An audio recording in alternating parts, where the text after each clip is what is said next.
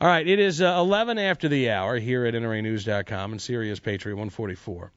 Now, I mentioned at the beginning of the program, Senator Frank Lautenberg has introduced legislation that says if you are on the terror watch list, the Attorney General would have the discretion to deny a firearms purchase for you. Now, Chris Cox, chief lobbyist for the National Rifle Association, released a statement, I guess this afternoon. This is in a Washington Post article that says it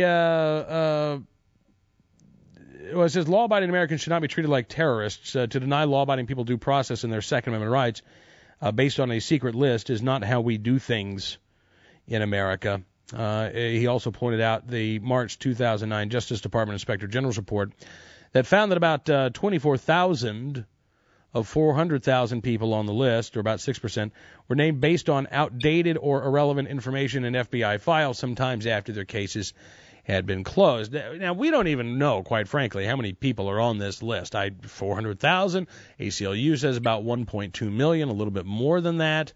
I've seen various reports indicating more than 1 million individuals. And we know that it's impossible to know when you're on it, unless you get stopped at the airport, for instance. We know that it's impossible to know if you've gotten off of it. Oh, you can file an appeal, but they don't actually, the government doesn't actually tell you what the results of your appeal may be. And again, your name may be on a list put there for some reason. It doesn't mean that you're actually suspected of terrorism.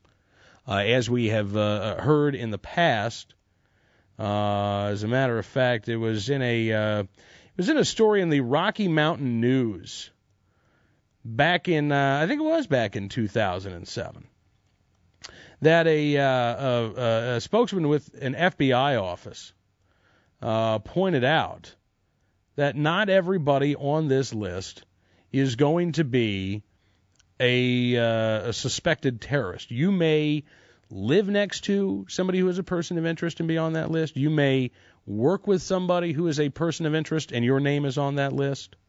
But it does not mean that you are actually suspected of anything. So what's going on here?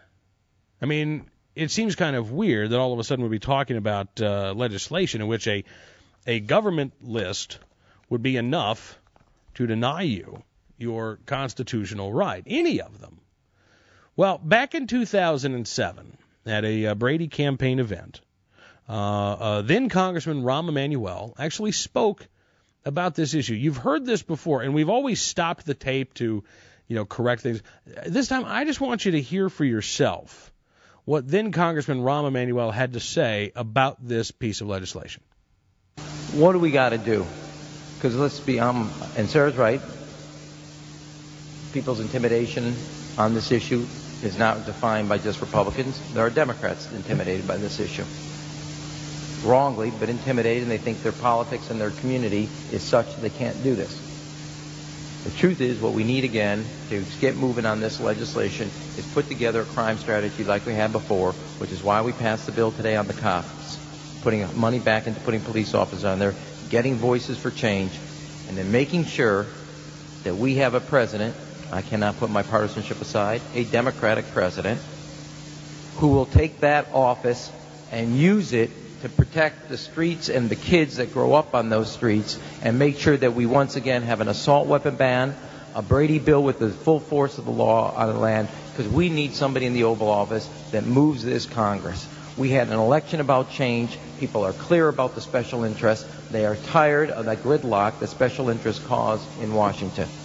And I think the most simple thing we can do, and we've got to make this a number one issue as a test vote and then take it into the election. That is, if you are on the no-fly list because you are known as maybe a possible terrorist, you cannot buy a handgun in America.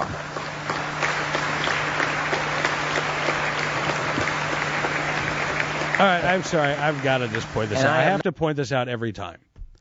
If you are maybe possibly a suspected terrorist, is the new standard for denying somebody their constitutional rights. Because that's exactly what he said. If you are maybe possibly a suspected terrorist. What does that mean? It means that somebody, somewhere, has decided that your name should go on a list. Now, what happens to them if your name doesn't go on a list? Nothing. What happens to them if your name goes on a list erroneously? Nothing. But if your name's on that list, then you're maybe possibly a suspected terrorist, and therefore, well, I tell you what, rather than me finish that thought, let's let then Congressman Rahm Emanuel finish my thought. I'm not one far from liking the mixing of politics and policy, but as my old boss used to say, give me that vote and throw me into that briar patch. I'll make politics out of that every day, because if it's between that terrorist list and the NRA, I know where America is going to be every time, and they're going to make the right choice, and we have got to start building on that. That is the right thing to take into the election, and it's the right policy. If you're on that no-fly list, your access to the right to bear arms is canceled because you're not part of the American family. You don't deserve that right. There is no right for you if you're on that terrorist list. That should be number one in what we do. Make sure there's a full force of the law behind the Brady Bill. So to all those who dedicate their lives to seeing sensible gun laws, remember, it's sensible gun laws, police on the beat, giving our kids an alternative to that street, and making sure that we have the drug laws so people, because those are the type of people who are most access to the most violent types of crimes. Once the cops program ended, once we let those gun laws... He's done talking about it. You're not part of the American family if your name is on that list. If that's the case, I'm thinking, why are they walking around? I mean, why haven't they been arrested? Why haven't they been charged with a crime? If they're not a part of the American family, and they don't, quote-unquote, deserve the right to keep and bear arms, do they deserve the freedom of speech? Do they deserve the freedom to worship as they please? Do they deserve the freedom to peacefully and publicly assemble? Do they deserve the right to vote? Do they deserve the right of privacy? Because to me, the right to keep and bear arms is no different than any of those other rights. And I got to tell you, I mean, when you are, in essence, saying if your name is on this list, you are excommunicated from the American family, why would we want them walking around? I mean, if that's how serious it is to be on this list. Of course, that'd mean that, Ted Kennedy would be excommunicated because he was on the list. And let's see, who else was on the list? Oh, I believe Congressman Douglas from Georgia was on that list. There are a couple of other Congress critters who ended up on the no-fly list as well. Now, are they going to get excommunicated from the American family too?